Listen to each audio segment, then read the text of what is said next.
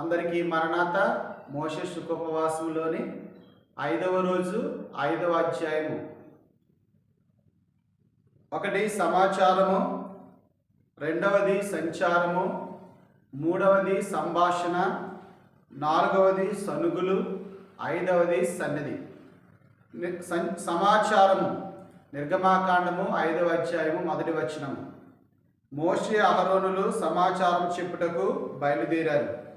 వారు చెప్పిన సమాచారం ఏమిటంటే, ఇశ్రాయేలులను గూర్చి దేవుడు ఉపయోగించిన మాట, నాకు నా జనము, నిర్గమాకాండము 4:22, నా జ్యేష్ఠ కుమారుడు అనెను.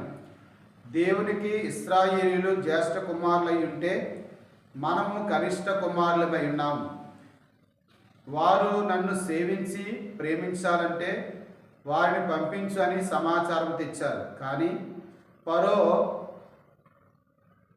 వారిని పంపుటకు ఒప్పక దేవుణ్ణే దూషిస్తున్నాడు.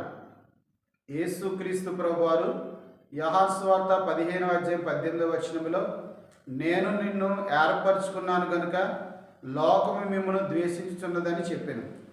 నిర్గమాకాండము 5వ అధ్యాయం 6వ వచనములో కార్యనియామకులకు ఆజ్ఞాపించాను. వీరు దేవుని జనాంగమును వెళ్ళనీయక అడ్డుపడి పని చేయించుచుండెను. అలాగే విశ్వాసులను కూడా దేవుని యొద్దకు రానియకుండా సాతానుడు అనేకులను తన పనిముట్టుగా వాడుకొనును కాబట్టి వారిని ఎదిరించాలి. ఎఫెసీ పత్రిక 6వ అధ్యాయం 12వ వచనం. హెబ్రీ స్త్రీలు చురుకైన వారు అని ఐగుప్తు మంత్రస్వాములే సాక్ష్యం ఇచ్చారు. చురుకైన వారి కడుపున చురుకైన వారే పుడతారు.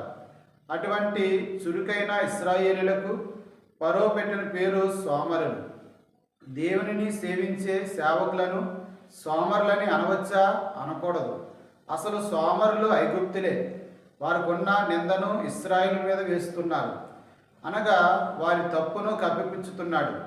మోషే అహరోనులు చెప్పిన సమాచారము సువార్త వలె పనిచేసినది, కానీ ఆ సువార్తను ఫరో వినలేదు. 2వది సంచారము, నిర్గమాకాండము 5వ అధ్యాయము 12వ వచనము. సమకూర్చుటకు సువార్తను తీసుకుని వచ్చిన వారికి శ్రమ, భారము, బాధ కలిగినది. ఉదాహరణకు శిష్యులు కూడా ప్రారంభంలో సువార్తను చెప్పినప్పుడు వారికి కూడా శ్రమ కలిగినది. అపోస్తుల కార్యములు 5వ అధ్యాయం 41వ వచనం. ఇశ్రాయేలీయులు దేవునికి భయపడుట కంటే ఆ రాజుకి ఎక్కువ భయపడుచున్నారు. వారు దేవుని జనాంగము గనుక వారు దేవునికి భయపడి మోషేని నాయకునితో కలిసి సువార్త పని చేయాలి, కానీ వారు చేయలేదు. తమ అవసరమును తీర్చుకున్నటకు మోషేనన్నా అడగాలి, కానీ దేవుని సన్నిధి కన్నా వెళ్ళాలి. అలా చేయకుండా గడ్డి కూర్చుకున్నటకు ఆయా ప్రాంతాలకు సంచారం చేసి గడ్డి కూర్చుకొని ఇటుకలు తయారు చేసి పెద్ద పెద్ద పట్టణములు కట్టారు. కానీ చివరకు వారు వెళ్ళేటప్పుడు వాటిని తీసుకుని పోయారా? లేదు. 3 సంభాషించుటకు వెళ్ళారు. నిర్గమాకాండం 5వ అధ్యాయం 15-16 వచనాలు. ఇశ్రాయేలీయులు కూడా తమ సంభాషణ దేవునికి చెప్పకుండా ఐగుప్తు రాజును ఆశ్రయించిరి. చివరికి వారికే నష్టం కలిగినది. 118వ కీర్తన 8-9 వచనాలు. మనుషులను రాజులను నమ్ముకునే కంటే యెహోవాను ఆశ్రయించుట మేలు, కనుక కష్టం వచ్చినప్పుడు దేవునిని ఆశ్రయించాలి.